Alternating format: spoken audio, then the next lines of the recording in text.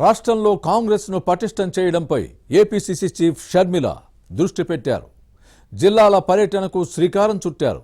సమీక్షలు నిర్వహిస్తూ వచ్చే ఎన్నికల కోసం కేడర్ను సమాయత్తం చేస్తున్నారు. ఉత్తరాంధ్ర నుంచే టూర్ చేస్తున్నారు. షర్మిల రాకతో హస్తం పార్టీలో నూతనోత్సాహం కనిపిస్తోందనే ప్రచారం కూడా జరుగుతోంది. రాష్ట్రంలో కాంగ్రెస్కు పూర్వ వైభవం రావచ్చని భావిస్తున్నారు. వచ్చే ఎన్నికల్లో షర్మిల ఫ్యాక్టర్ ప్రభావం చూపుతుందా? వైసీపీ ఓటు బ్యాంకు చీలిపోయే ప్రమాదం ఉందని ఫ్యాన్ పార్టీ నేతలు టెన్షన్ పడుతున్నారా?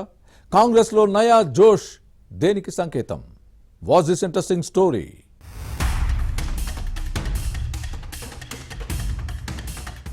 ఆంధ్రప్రదేశ్లో కాంగ్రెస్ బలోపేతం దిశగా అడుగులు పడుతున్నాయి. ఏపీసీసీ చీఫ్ గా వైఎస్ షర్మిల బాధ్యతలు చేపట్టిన తర్వాత పార్టీ పటిష్టతపై దృష్టి పెట్టారు. జిల్లాల పర్యటనకు శ్రీకారం చుట్టారు. ఉత్తరాంధ్రలో టూర్లో ఉన్న ఆమె వచ్చే ఎన్నికలకు క్యాడర్ను సమాయత్తం చేస్తున్నారు. ఓటు బ్యాంకును పెంచుకునేందుకు ప్రయత్నిస్తున్నారు. షర్మిల బాధ్యతలు చేపట్టిన తర్వాత పార్టీ నేతలు కార్యకర్తల్లో కొత్త జోష్ కనిపిస్తోంది. గతంలో పార్టీ ఏదైనా కార్యక్రమానికి పిలుపునిస్తే జెండా మోయడానికి కూడా కార్యకర్తలు ఉండేవారు కాదు. పార్టీ కార్యాలయంలో మీటింగ్ పెడితే కుర్చీలు నిండటమే కష్టమయ్యేది. కానీ మారిన పరిణామాల నేపథ్యంలో క్యాడర్ స్పందిస్తోంది. రాహుల్ పాదయాత్ర తర్వాత కర్ణాటక, తెలంగాణలో అధికారంలోకి రావడంతో నూతనోత్సాహం కనిపిస్తోంది. షర్మిలకు ముందు ఏపీసీసీ అధ్యక్షుడిగా పనిచేసిన గిడుగు రుద్రరాజు సమక్షంలో కొందరు నేతలు హస్తం పార్టీలో చేరారు. షర్మిల బాధ్యతలు చేపట్టిన తర్వాత చేరికలు కొనసాగుతున్నాయి. వైసీపీలో అసంతృప్తితో ఉన్న నేతలంతా కాంగ్రెస్ వైపు చూస్తున్నారు. వచ్చే ఎన్నికల్లో పోటీకి సిద్ధమవుతున్నారు. ఫ్యాన్ పార్టీ ఓటమి ఖాయమని కాంగ్రెస్ నేతలు చెబుతున్నారు. ఆ తర్వాత టీడీపీ, జనసేనే తమ టార్గెట్ అంటున్నారు. వచ్చే ఎన్నికల్లో తమ పార్టీ ప్రభావం చూపుతుందని చెబుతున్నారు. 2029లో తామే ప్రత్యామ్నాయం అనే ధీమా వారిలో కనిపిస్తోంది.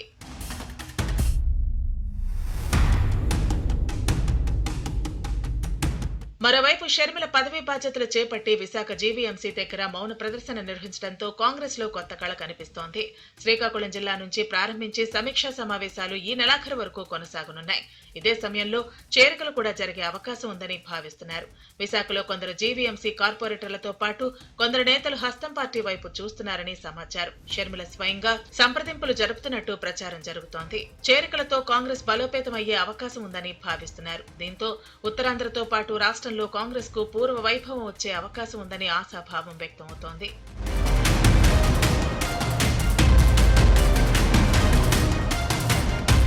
ఒకప్పుడు ఉత్తరాంధ్రలో కాంగ్రెస్ రాజకీయాల్లో విశాఖ నగరం కీలకంగా వ్యవహరించేది. ఎంతో మంది నేతలు గ్రామస్థాయి నుంచి రాష్ట్ర స్థాయికి ఎదిగారు. ఇప్పుడు వైసీపీలో ఉన్న ఎక్కువ మంది నేతలు గతంలో కాంగ్రెస్ లో ఉన్నవారే. రాష్ట్ర విభజన తర్వాత పరిస్థితి పూర్తిగా మారిపోయింది. విభజనకు కాంగ్రెసే కారణమనే భావించిన ప్రజలు 2014 ఎన్నికల్లో పార్టీకి డిపాజిట్లు రాకుండా చేశారు. 2019లో పోటీకి అభ్యర్థులే కరువయ్యారు. షర్మిల పీసీసీ పగ్గాలు చేపట్టడంతో వచ్చే ఎన్నికల్లో పరిస్థితి కొంత మార్పు రావచ్చని భావిస్తున్నారు. పోటీకి అభ్యర్థులు కూడా ముందుకు వస్తున్నారని చెబుతున్నారు. వైసీపీకి రాజీనామా చేసిన మంగళగిరి ఎమ్మెల్యే ఇప్పటికే షర్మిల సమక్షంలో కాంగ్రెస్ కండువా కప్పుకున్నారు. ఉమ్మడి అనంతపురం జిల్లా రాయదుర్గం ఎమ్మెల్యే కాపు రామచంద్రారెడ్డికి వైసీపీ టికెట్ దక్కలేదు. దీంతో పార్టీ నాయకత్వంపై ఆగ్రహం వ్యక్తం చేసిన ఆయన కాంగ్రెస్ లో చేరేందుకు సన్నాహాలు చేసుకుంటున్నారు. ఇప్పటికే కాంగ్రెస్ వర్కింగ్ కమిటీ సభ్యుడు రఘువీరారెడ్డితో సమావేశమై చర్చలు జరిపారు. మరికొందరు నేతలు కూడా షర్మిలతో టచ్ లో ఉన్నట్టు సమాచారం.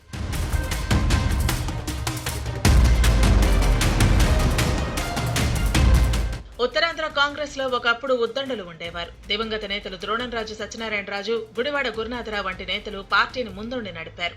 అలాగే కొణతాల రామకృష్ణ కూడా కాంగ్రెస్ లో తనదైన ముద్ర వేశారు. రాష్ట్ర విభజన తర్వాత వైసీపీలో చేరిన కొణతాల అనంతర పరిణామాల్లో బయటకొచ్చి కొంతకాలం రాజకీయాలకు దూరంగా ఉన్నారు.